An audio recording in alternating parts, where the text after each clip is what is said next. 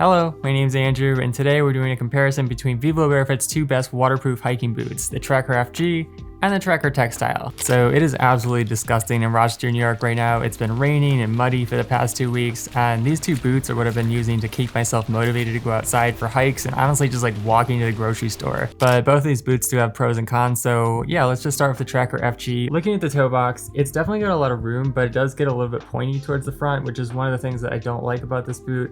It's not a problem for me because I have medium width feet, but if you have like extra wide feet, it just might not give you much room up in the front, and that's something I do like about the Textile a little bit better. It's got a leather upper all the way around, so I just love the look of this boot. Even though it's kind of like a hardcore hiking boot or even backpacking boot, like I can take this to the grocery store and it just kind of looks cool. It fits in, it just looks natural, you know, the color of mud.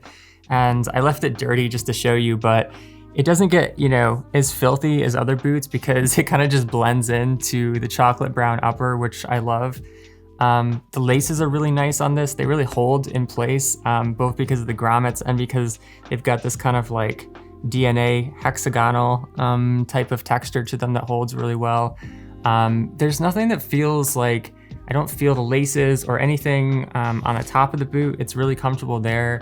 It's really comfortable around the ankle as well. There's some nice padding for doing longer walks. And then I like the sculpted heel because even though this is a bit of a heavier boot, it just gives it a little bit more flexibility, you know, like it doesn't feel quite as limiting as like a traditional hiking boot.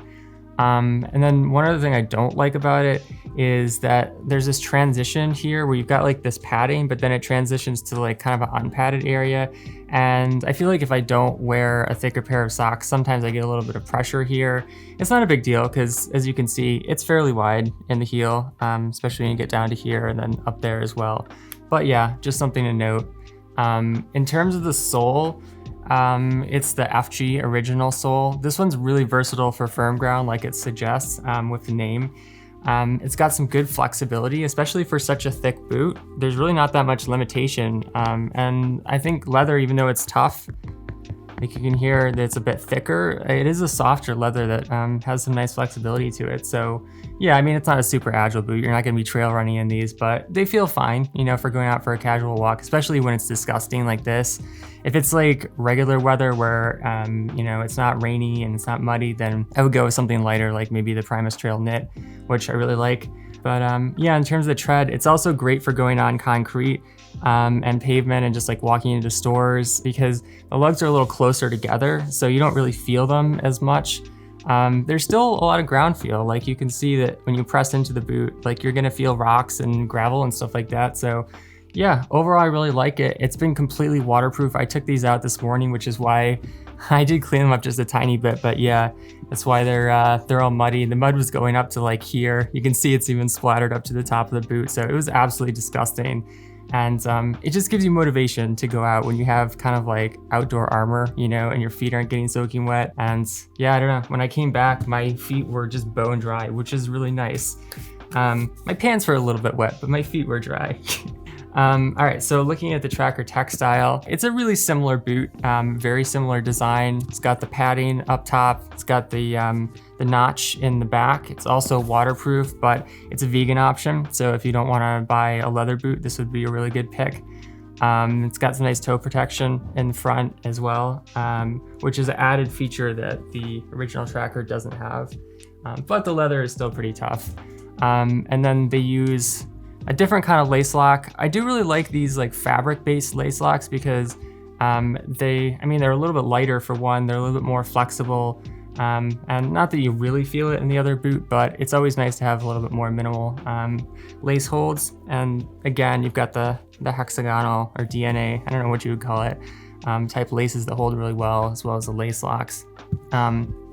It is a lighter boot overall. It just feels a little bit more agile than the Trekker FG, but you know, pretty similar. And then in terms of the sole, this is the major difference. This is the FG2 sole, and it's still got some pretty good flexibility. It's not quite as flexible as the Trekker Decon, which has the same sole because there is an extra waterproofing layer on the bottom of it, which I think just stiffens the sole. So it's not really the sole itself. It's just the fact that there's a little more protection in there, which obviously they have to have a waterproof boot.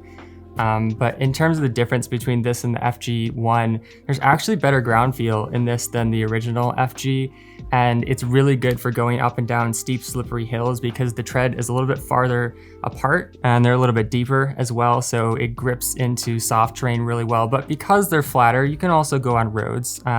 I would just say with this boot, it's a better pick if you're gonna be on like 50-50 wet, dry, or maybe a little bit more wet than dry. Because if you're spending all of your time on rocks and pavement, you know, like this tread just doesn't have as much surface area as the original FG does.